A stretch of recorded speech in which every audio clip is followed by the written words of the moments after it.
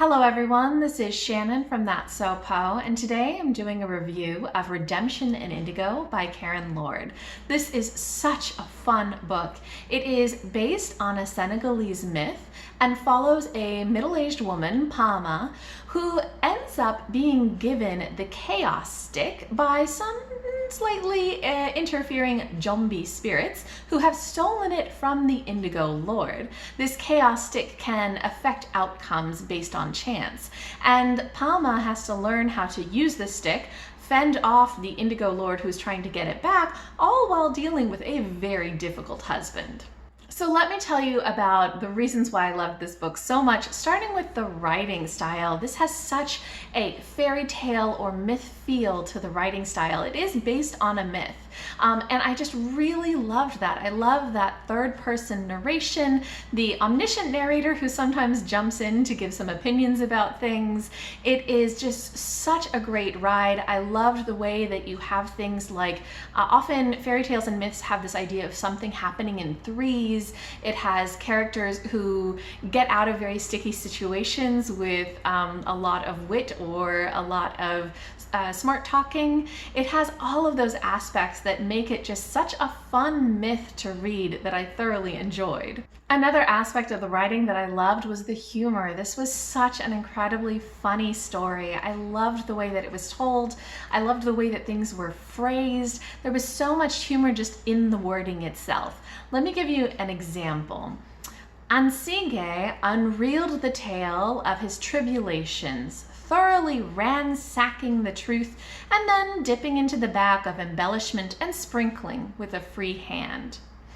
I love the way that this gives you such an idea of the character of Ansige, and it does it with such humor in the writing style itself.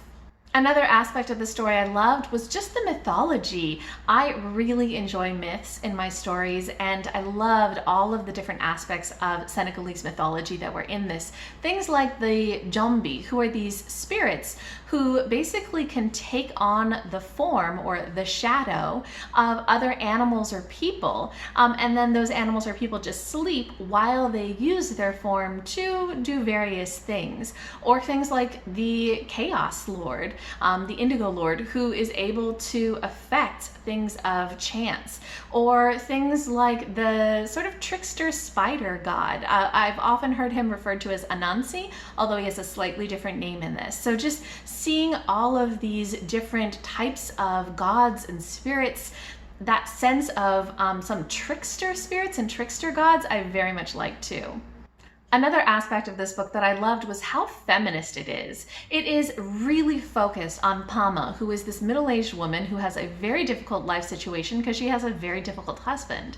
And it's examining in so many ways kind of what her life is, what her choices are, what her options are, what her obligations are, all of the kind of emotional and really physical work that she has to do to take care of her family, some of the sacrifices that she has to make for other people's happiness. And really, her getting the chaos stick changes a lot of things and gives her a lot of new options. And I love the way that it explores her choices and what becomes open to her because of that. And lastly, one of my favorite parts of the story is its compassion.